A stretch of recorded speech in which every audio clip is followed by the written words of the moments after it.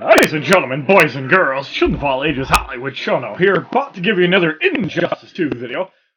Of this video, ZodiakBrand, who is the proud maker of this hat right here, which has the lovely HollywoodShono name on it. So if you want to buy some of their products, you can go to ZodiakBrand.ticktail.com. They also have an Instagram under ZodiakBrand, a Twitter also under ZodiakBrand, and a Facebook under ZodiakBrand. So all three of those links, actually all four of those links, will be in the description for you guys to check out. So, what am I doing here in this video? First off, I'd like to congratulate Coster1M for being the first person to actually use my mailbox and give me something too large to actually fit in there, meaning that I have to go to the UPS store before this video is actually up, but possibly afterwards, depending on how quick I can get this going. Alright, so as you guys can see on the screen right here, and I'm going to put this up for just a minute, and we're going to talk about each individual character afterwards. So, this little tier list right here is something I would like to call the patch 1.7 HollywoodShono version of the Injustice 2 tier list. So we're going to be talking about the people in the upper bracket, and then we're going to talk about every character individually. So, I did place both Supergirls, Atlantean Armor Aquaman, Mythic Wonder Woman, Predator Batman, Arkham Knight Batman, Speed Force the Flash, Dr. Fate, and Emerald Green Lantern in the S tier, which you guys can see in red. So, why did I place all of these characters in red? Well, Powered Supergirl at high levels is one of the most busted cards in the game. At 75% crit chance, you basically have up to 20-25% chance of actually getting a free walking laser. And Dark Supergirl gains 100% crit chance, 100% extra damage once you block a special. And as you know, certain characters are very easy to interrupt specials. Like, for example, Robin, Deadshot, Marksman Deadshot, very easy to interrupt. Swamp Thing is pretty easy to interrupt. So, all of those things will be factored in this tier list. So, there's a couple of them, obviously, that are questionable here, and we're going to talk about them in just a minute. So, for example, if we're talking characters like Armored Superman, he does have a really good passive. However, the reason he's not, obviously, in the red tier is because he is a fairly low damage card. And I'd also like to point out, this is the snapshot at 7.4 million threat, which is absolutely stupid that you need over 7 million score in 3.5 days to actually get to Elite 4, whereas in the old system you needed about 9.5 million. So, Armored Superman's passive ignores damage from first special ability 1, 2, or 3. Now, another tactic that is really busted with Armored Superman is you can use this Kryptonian armor an infinite number of times if you can interrupt fast enough with Dark Supergirl. Obviously, characters like Mythic Wonder Woman are going to be extremely difficult to interrupt. Predator Batman's armor-piercing special 1, which is deadly, is very easy to interrupt. Now, another character I did list in the yellow tier, which is my B tier, is Silver Wonder Woman. Silver Wonder Woman gets in the B tier because she has that down thrust, which is pretty good. The Almathea Bash is actually a really good ability, but she also gets a passive that does 25% more damage against male characters, and you get 10% team attack on top of that. So, Silver Wonder Woman definitely gets in there. If she didn't have that passive, she probably would be in green. Now, one character I can't put along with the other two Batmans is Silver Batman. Oh, they actually changed it. It used to not be team critical attack chance, so it used to only affect himself, so kudos to NetherRealm to actually giving Batman this passive, and because of it, it probably will escalate Batman into the red, but we have to have a Batman that's not in the red. So, this one is in the yellow, but it's definitely high yellow. So, all Batmans have the Stun Bomb Special 2, which is absolutely busted. So, one reason I put Speed Force the Flash in the red tier is obviously I don't have a metahuman in the red tier, but 30% team fast attack synergizes with basically everybody. Fast attack chance basically is a chance to get higher combo. also has a chance to be unhittable while attacking with rush and evade. So if a Wonder Woman is sweeping at you, rush in or evade out, and it's guaranteed to land. Also, Speed Force the Flash has up to a 69% chance to stun. And if you're running cards like Dr. Fate, you can just spam Special 1, and you're basically going to always land. So if you don't have a stun, you're basically dead. So, why is Flora Poison Ivy not in the red tier, and why is Speed Force the Flash above Flora Poison Ivy? We already know that the Vine Drill is amazing, and the Poison Vines also disables all of the weird mechanics like Speed Force the Flash. But the only reason Flora Poison Ivy is in the yellow B tier is because of the 8-second tag-in. As we know, 8-second tag-ins are really annoying. It doesn't affect Mythic Wonder Woman because she's basically in there to deal damage. And with Mythic Wonder Woman, if you're using her Chop Slide, and then you, say, absorb an ability, you're going to do a lot of damage, and it doesn't matter if Wonder Woman's in there or not. She also has the Bracelet block, which is why she's in the S tier, also known as the red tier. So yellow is tier A, B is in green, C is in the teal blue, D is kind of the garbage dumpster characters in the blue tier, and then the E tier or F tier for fail, there's only a couple characters. So, going back to the B tier, why is a silver card known as Harley Quinn in that tier, and why is she basically the second or third best card? Well, a couple of reasons for that. Harley deals additional damage on jump, rush, range, and crouch attacks, meaning that if you're running in with a dash attack, basically you're going to do more damage. And this is a very powerful ability. You can also combine that with Bullet Frenzy and Pistol Fury, which also hit multiple opponents. So if you have one character on the ropes, you can also use this to bypass certain things like Superman's armor because it hits twice. So you can use those abilities, and you can see at level 8 and 7, they do respectable damage. So Pistol Fury obviously will go up about 8,000 to 9,000 damage at max level, and my Harley Quinn is only 53. So the fact that she also has 10% team attack like Silver Wonder Woman makes her extremely useful. So why is Last Laugh the Joker in the A tier? Well, Last Laugh the Joker is one of the most offensive characters in the game. You are never going to be able to use Dark Supergirl against the bank, so you're not going to trigger the damage buff. And also, Laughing Gas is a respectable dot. The Immobilizer does a ridiculous amount of damage if you can get it to connect. Obviously, it's only going to work against one person, but my god, when it does, it looks absolutely amazing. Now, as far as Sub-Zero goes, the only reason Sub-Zero is not in the A tier is because his specials really don't do that much damage. And you have to be running specific characters, like if you're running Dr. Fate, the clone tosses are going to be 5, which is really powerful. If you're running Emerald Green Lantern, now the clones are going to be generating power or stunning for you as well, because Emerald Green Lantern's ability does work. So, one of the cards I was actually talked up about, and also reminded that Soul Stealer Dr. Fate is a really powerful card because he has a chance to swap health with his opponent. Now, I've never seen this not work. And Break a Life is also a really strong heal. Basically, you heal that amount in damage, and obviously if you combo it, you can heal for a couple thousand if, say, you get a 30-hit combo. And that's only at level 5. Imagine what it can do at level 60. Also with a 5-star Dr. Fate. So, Soul Stealer Dr. Fate, really solid card. Obviously, you can make his ability cost 3 running regular Dr. Fate. And it's pretty good.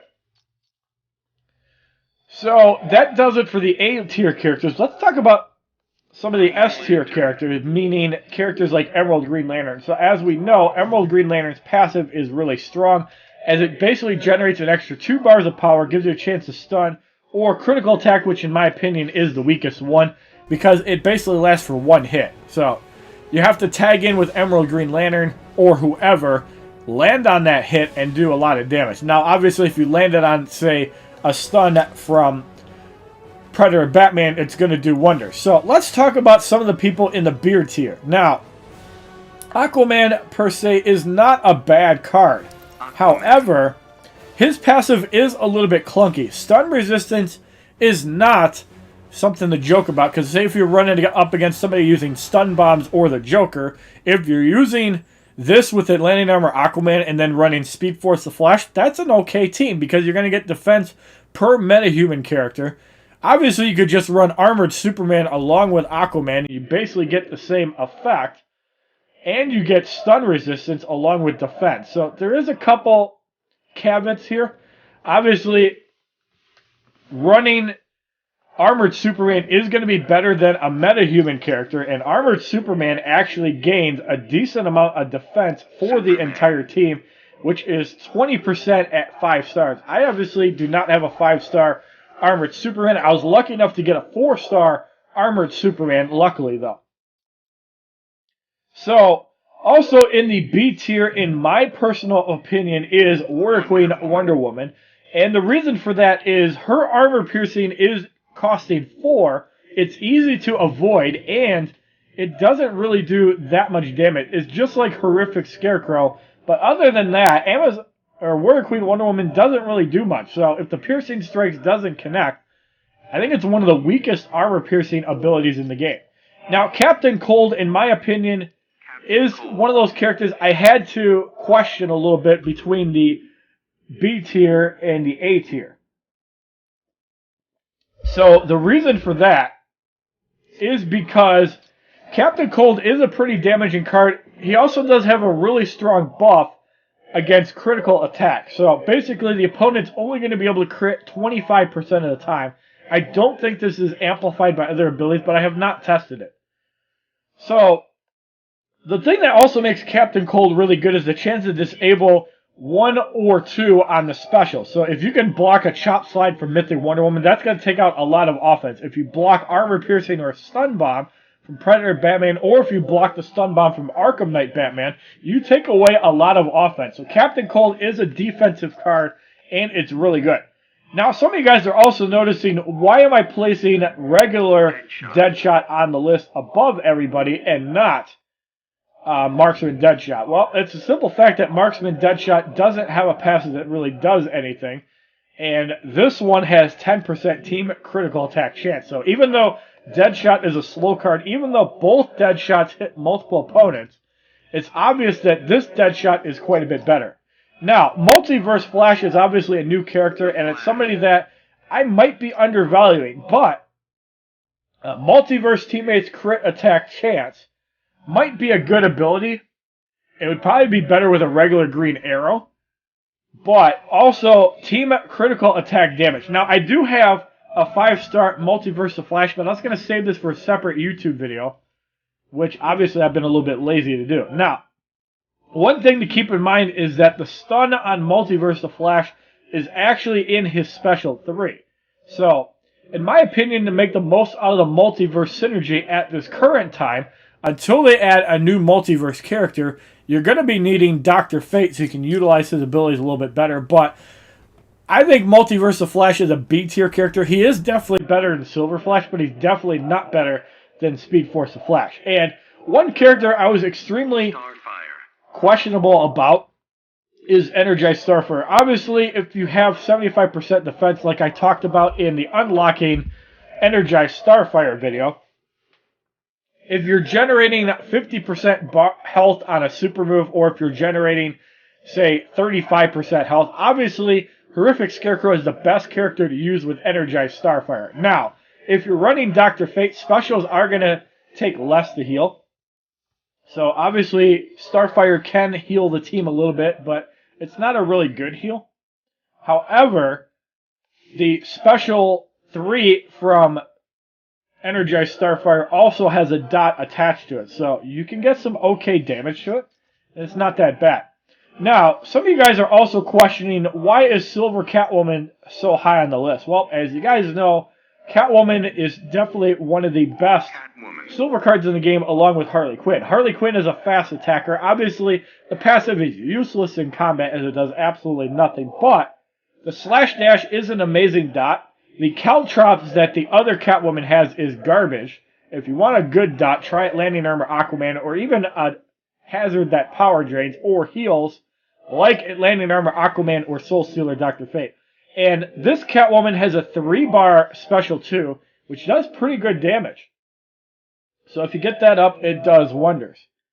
You can see the Slash Dash is level 22 and a level 4 Cat Scratch is good. So Catwoman gets in the B tier because of the fast attacking. Now, one character that you guys might overvalue or undervalue is Silver Joker. So basically, when the Joker is defeated, he gains power and whoever gets affected is stunned for 9 seconds. So for example, if you're running Predator Batman with the Joker and the Joker gets knocked out and your Predator Batman has his armor piercing level up, you could basically kiss your character goodbye because it's very easy for anybody to do a 3-bar move. The Joker basically allows it instantly. He's not as good as Last Laugh the Joker because he doesn't actually do anything beyond that death damage. The Laughing Gas is avoidable. The Put It There Pal, just there. It's probably the best special he's got. The Chattering Teeth can be jumped. Both the special 1 and 2 on the Joker can be jumped if you know how to use it. And that's pretty bad. Here's a card that I think is kind of questionable and could possibly be in the A tier, the yellow tier, because Raiden does have that Elder Shock that can do decent damage to everybody. And more than likely you're going to be running Emerald Green Lantern and Dr. Fate, which will allow you to do the Elder Shock at 5, and the Divine Blast will cost 3 and guarantee that you drain more power. And obviously if you get it up, it's going to be doing 4.8 bars of power, which gets amplified by your combo. So that's pretty good.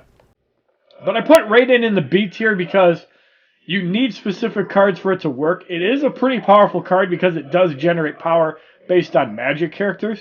So it is a questionable A-B tier, but I placed them there where I did. So in the C tier, which is kind of the mid-range garbage dumpster, our first card on the list is Superman. So as you know, the chance to ignore damage does work on basic attacks. I'm pretty sure it doesn't work on specials, but once it starts working on specials, he'll probably be an A-tier character.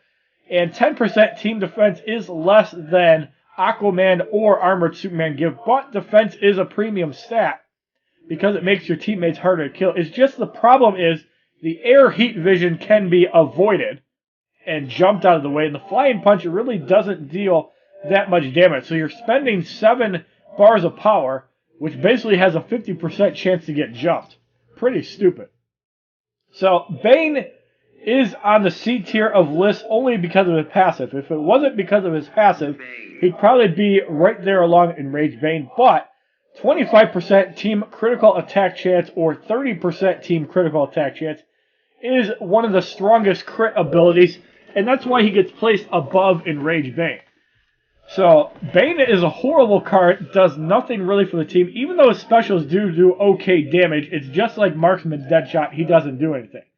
So Telekinetic Gorilla Grodd, this is one of those that can be questionable whether it should be in the B green tier or the C light blue tier, because if you have, for example, 3,000 damage, you're going to do 1,500 damage and bring the person back in.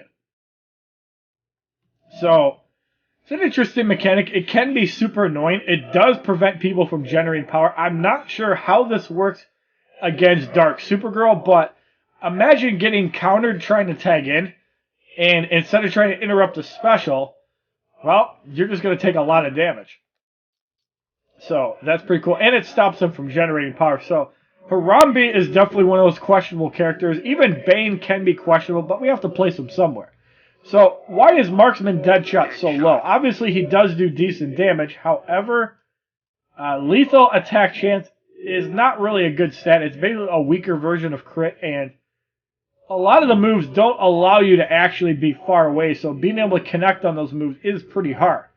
Now, obviously, if you're doing on the low and trick shot far away, you're going to be doing decent damage, or Rocket Man, which can hit multiple opponents. But the problem with Deadshot is he really doesn't do anything for anybody. It's just like Blade Master Robin, not really that good of a card. And also, I don't think that Multiverse Green Arrow is going to be that good of a card. I obviously have to wait about 15 minutes to test out the card, but Multiverse Green Arrow kind of seems clunky, and Draining 1 power is not really that good. Obviously, if it combines with Electric Arrow, you probably can drain up to 6 bars of power, which is decent. However, they made his Electric Arrow 4. I think actually all Green Arrows have a 4-bar Electric Arrow. So Dr. Fate can bring it down to 2. So you can power drain like crazy with this. But is it worth it? I'm not really sure. I don't think it's that good. But I could be wrong. And Entangling Poison Ivy.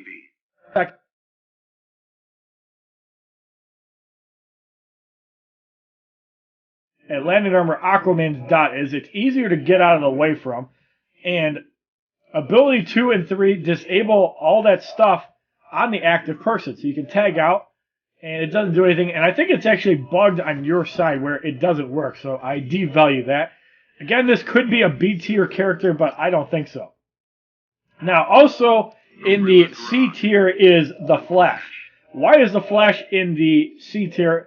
Yes, he gives a lot of fast attack chance, but fast attack chance really doesn't do much. Also, when he comes in, you can't be using his rush ability because he's going to do that kick that leaves you vulnerable, which is absolutely stupid. And Dust Kick on all of the Flashes is useless. The special one does not stun. Yes, it does do area damage, and it's not documented, but it doesn't really do that much damage at high levels. Obviously, if you get caught off guard, it's really good. But people are going to have 75% defense at high levels, so these specials are not really going to do much. So the Flash is kind of in the C tier. Also in my C tier is Unhinged Harley Quinn. And this is another character that could make it in the B tier, kind of like Unbreakable Cyborg, because Batter Up has a stun chance. And obviously with Dr. Fate, you can cut that down to 2. And when you do, it's amazing. So this is another character that can kind of be in the B tier. The Go Night Night is a cool looking special 3, kind of like the Joker, hitting you in the face multiple times with a crowbar. But it's a lot clunkier than Silver Harley Quinn because obviously she's going to do way more damage on basic attack. So why did I place Robin where I did? As you guys know, he is one of the most broken cards in the game with combo enders, but does he really do that much damage at high levels? The answer is no, because he doesn't have an armor piercing ability, and the only special that's not interruptible easily is the Assassin Strike, which comes at you, but again, a lot of the abilities are interruptible, and the worst offender to interruptible abilities is Blade Master Robin. Yes, Blade Master Robin allows you to have up to 7 combo, which is going to get increased if they ever raise the star cap. And yes, the Vengeance does have a chance to stun, but the animation is about 35 seconds, and if your Dark Supergirl can't interrupt a Vengeance, you've been living under a rock. And obviously for Vengeance to connect, the opponent can't block, and if you're playing Injustice too smart, you're blocking almost all the time after a counterattack. So that's why Blade Master Robin, in my opinion, is a C tier character. And also, the last character in my C tier is Green Lantern. Now, obviously, team absorption is really good when you have 40,000 health because you're going to have to get through 8,000 damage. And it's basically like the Astral Harness in Injustice 1. You can continue to attack over and over and over again until that shield goes away. So, on paper, it sounds pretty good, but and the Grand Slam is a lot better than Emerald Green Lantern's armor in some cases because it is a more of a direct damage ability. It's harder to avoid. The minigun obviously looks really cool, but it just doesn't do that much. Now, in my D tier of characters, you'll notice a character that I do have leveled up decently well, and that's Enraged Bane. So why is Enraged Bane in this tier? Well, his passive is garbage. Because even though you can be unblockable, Bracelet Block and Super Block still work just fine. Obviously, the Nightfall is an amazing ability because it can hit multiple opponents. And trust me, that's the best thing about Enraged Bane. But other than that, he does absolutely nothing. Another character that does absolutely nothing, in my opinion, is Silver Gorilla Grodd. Obviously, gaining 50% damage when under 40% health is a big deal when you have 40,000 health. But let's face it, other than that, Gorilla Grodd does not have a stun on Special 1, unlike Harambe, the telekinetic version. And Yeah, the Sonic Push is pretty easy to block. It does do some decent damage, as you guys seen in previous videos, but yeah, he doesn't do much. And one of the worst cards in the game, because of an 8-second tag-in, is BVS Superman. So yes, Superman does gain more attack with Batman, but what does he do besides that? He does a one-hit punch and a one-hit special 3. Very boring card. And if you're trying to gain health from a Wonder Woman, you have to ask yourself why. So why are you gaining 10 to 20% attack with a Batman when you could just be running 3 Batmans and get a much better result? Like, are you going to be using specials with BVS Superman? No, you're going to be using specials with other characters. So, Batman vs. Superman, terrible card. Another card that is terrible and probably one of the worst characters in the game is Amazon Wonder Woman, because her specials, again, are easily avoidable and don't do that much damage. Obviously, to be fair, I don't have my Amazon Wonder Woman really leveled up, but you can't even get offers for Amazon Wonder Woman anymore. They fixed that in update 1.7, so she's permanently going to be 3 stars unless they put her in the hero chest like Aquaman. I think they should add to the chapters and add both Aquaman and Amazon Wonder Woman to nodes. And they should also consider adding BVS Superman and Suicide Squad Harley Quinn to nodes because they're terrible cards. Now, Silver Cyborg, in my opinion, if they ever add a survival mode to the game, could be a top tier character because of his health regeneration while tagged out. And he's the only card in the game that actually gives maximum health. So on twofold, that can be super good because you're going to have more health to work with. And he does have an EMP. EMP is very easy to avoid. I never value that. He has the Power Fist and Target Acquired. Both abilities are decent. But, I don't know. I don't think he does that much damage.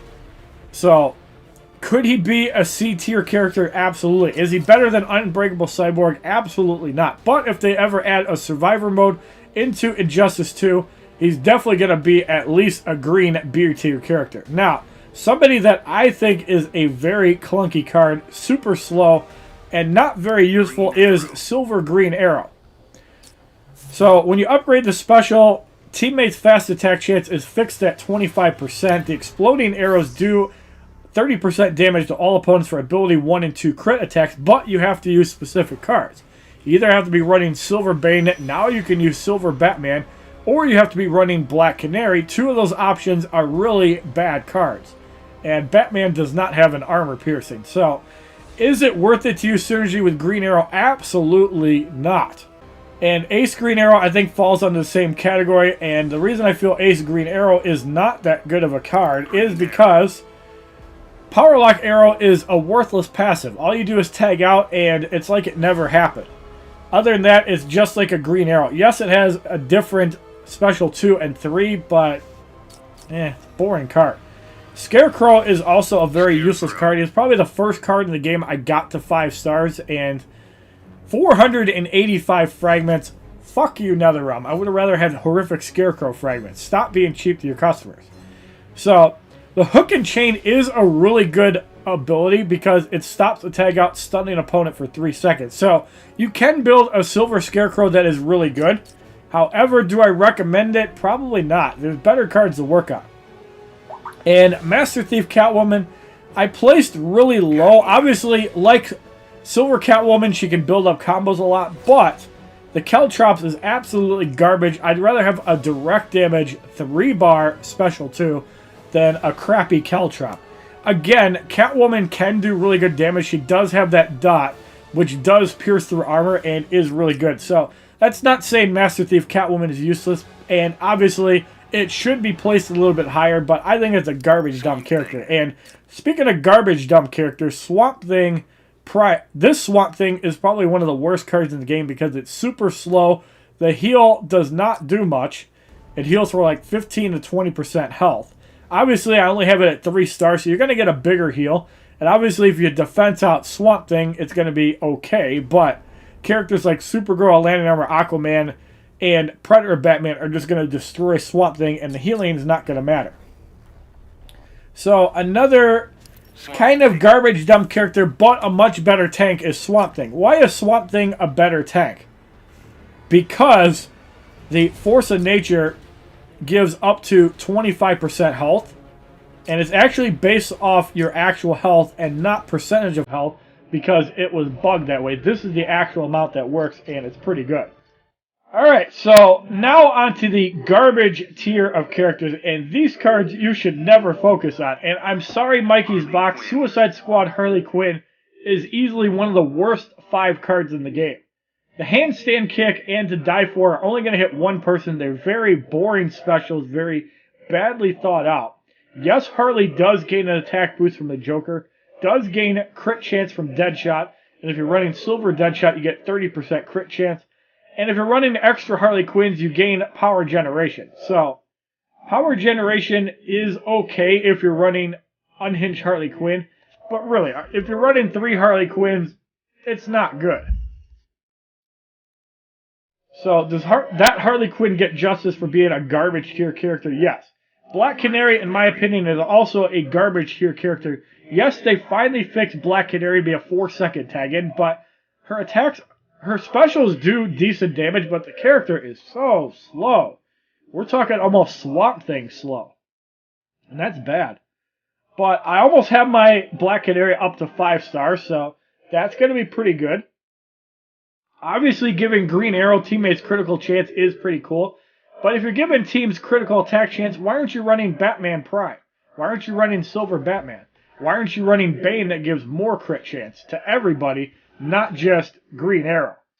So, again, that synergy is really clunky, and Sonic Black Canary obviously goes on that list as well, because her ability is useless. Disabling opponent's block is pretty bad.